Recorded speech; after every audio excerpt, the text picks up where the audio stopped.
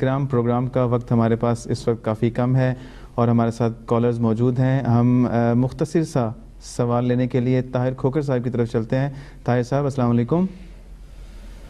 وعلیکم السلام ورحمۃ اللہ وبرکاتہ. تمام چینل کو اہل ڈسکا کی طرف سے السلام علیکم. تو ٹائم تو ختم ہو گیا سوال لمبے تھے، لیکن ایک مختصر سا سوال ہے میرے ذہن میں آیا. تو ہمارے شہر کی اکثر دکانوں پہ اسٹیکر لگے ہوئے ہیں کہ ان پر لکھا ہوا ہے کہ یہاں پر قادیانیوں کا داخلہ منع ہے اور قادیانیوں کا بائٹ کر کے حضرت رسول پاک صلی اللہ علیہ وسلم سے اپنی محبت کا اظہار کریں. اس پر تھوڑی روشنی ڈال دیں مختصر وقت میں. اللہ جی وسیم صاحب، قادیانیوں سے بائیکاٹ کریں اور حضرت رسول کریم صلی اللہ علیہ وآلہ وسلم کی ان کے جو الفاظ ہیں کہ ان کی محبت کا اظہار کریں. جی اس بارے میں کچھ فرمائیے. جن سے محبت کا دعویٰ کرنے کے لیے وہ یہ کام کروا رہے ہیں ان کی زندگی پر تو ذرا نظر کریں.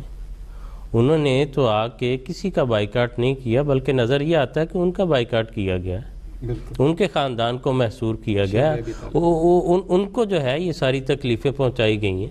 تو اس لیے اور حضور صلی اللہ علیہ وسلم جو ہے، جہاں حضور نے یہ جو ہے پیشگوئی کی کہ اگر بنی اسرائیل 72 فرقوں میں بٹ گئے تھے تو میری امت 73 فرقوں میں بٹ جائے گی، اور ان میں سے جو ہے سب وہ ناری ہیں سوائے ایک کے. تو صحابہ نے عرض کیا یا رسول اللہ وہ کون ہے؟ تو فرمایا ہے الجماعت، تو وہ جماعت ہے.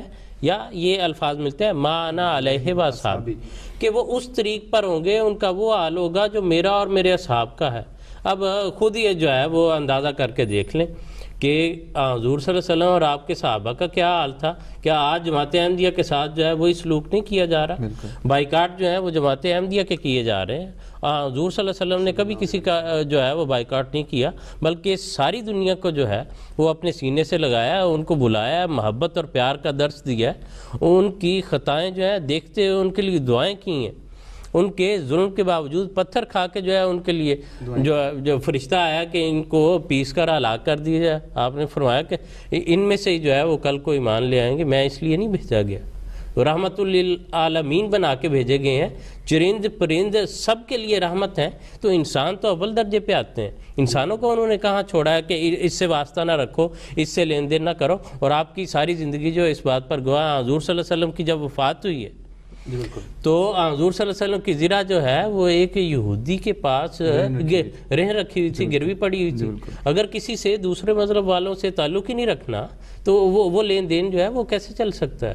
اس لیے یہ بالکل جو ہے وہ جو ہے علماء سے یہ پوچھا گیا، کوئٹہ کی عدالت میں انہوں نے پوچھا کہ یہ جو اس وقت سلوک کر رہے ہیں آپ احمدیوں سے، یہ کیسا ہے؟ یہ ویسا ہی نہیں ہے جیسے کفار جو ہیں وہ حضور صلی اللہ علیہ وسلم اور آپ کے صحابہ سے کرتے ہیں؟ انہوں نے کہا ہاں جی بالکل ویسا ہی کر رہے ہیں. یہ ریکارڈڈ چیزیں ہیں، ریکارڈ پر ہیں.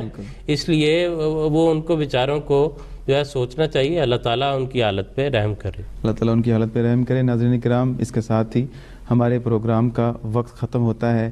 ہم اجازت چاہتے ہیں، اگلے ہفتے انشاءاللہ اسی دن اسی وقت آپ کی خدمت میں پھر حاضر ہوں گے. اجازت دیجیے. السلام علیکم ورحمۃ اللہ وبرکاتہ. آؤ لوگو کہ یہی نور خدا پاؤ گے.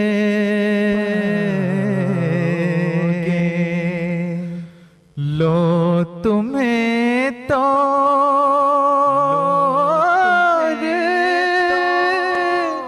تسلی کا